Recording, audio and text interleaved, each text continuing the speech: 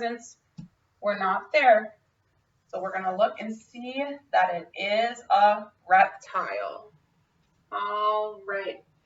Now that we have words filled in here, we can go ahead and go back to our N. Note key words.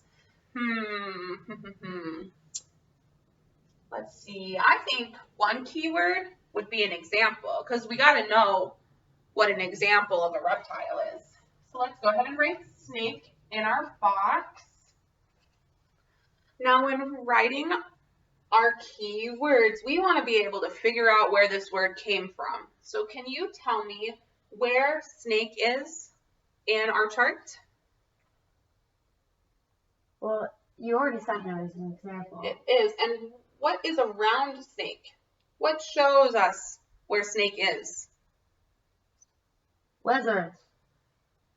So, okay, I see how you thought that. So yes, you think snake and lizard, they're next to each other, but we're just talking about how it's formatted. So we're going to go ahead and put a circle around snake so that we know when we see that circle around it up here to go to our examples to find it.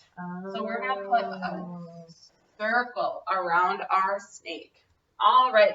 Somebody else give me an example of a good keyword. Got all of these up here, especially the always present. Those might be good to know since they're always there. Scaly, dry skin. Scaly, dry skin. All right, we'll put that down. Scaly, dry skin. And do I need to put anything around those words so I know where to find it on my chart? You might want to underline it. Underline it? That's a good idea. All right, let's get a couple more. Let's get one from sometimes present. What do you think is important? Well, they lay eggs sometimes. Yeah, so we should know what laying eggs and giving birth is. So we'll go ahead and put lay eggs.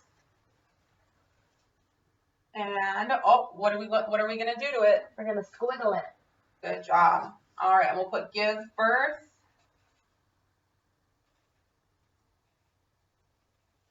Another squiggle. Yes. And then to finish it off, we'll add a non-example because I think it's a good idea to have an example and a non-example. So we know that this is what a reptile is and this isn't what a reptile is. What do you think? Should we do dog or birds? Dog. Dog, good. And what are we going to do to the word dog? We're going to circle it in dashed lines. Good job.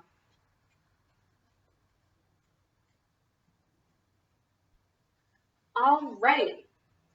Now we've done step 1 through 6 of our concept mastery routine chart. We're going to go ahead and move on to the last one, 7, which is T, tie down a definition.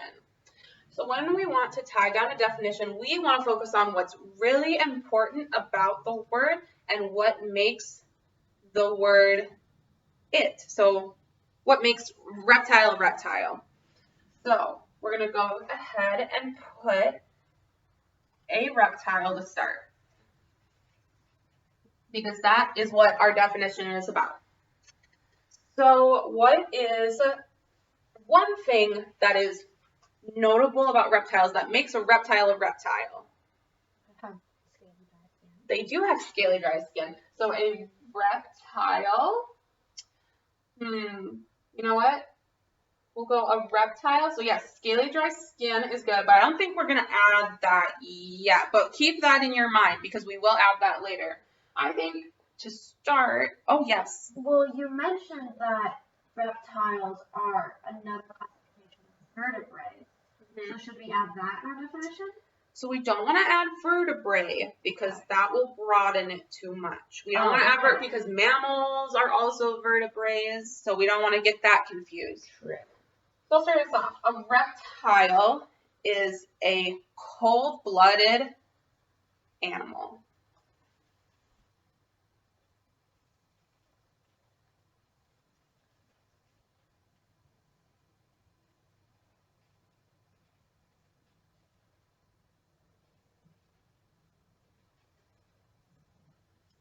So, and you mentioned they have scaly, dry skin. So a reptile is a cold-blooded animal that has scaly, dry skin.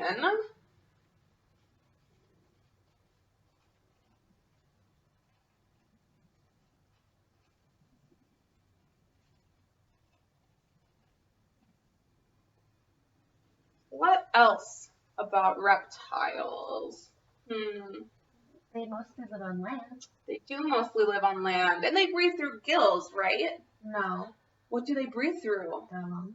So we should probably put that in there too. Probably. So we'll do a reptile is a cold-blooded animal that has scaly, dry skin, lives on land, and breathes through lungs.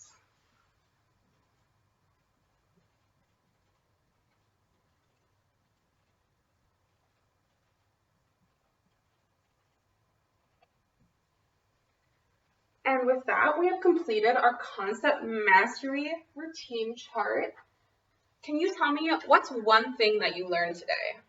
Well, I learned that not all reptiles are laying eggs. Well, some of them give birth. That's true. That is very true. It's kind of weird to think, right? I always thought that reptiles laid eggs.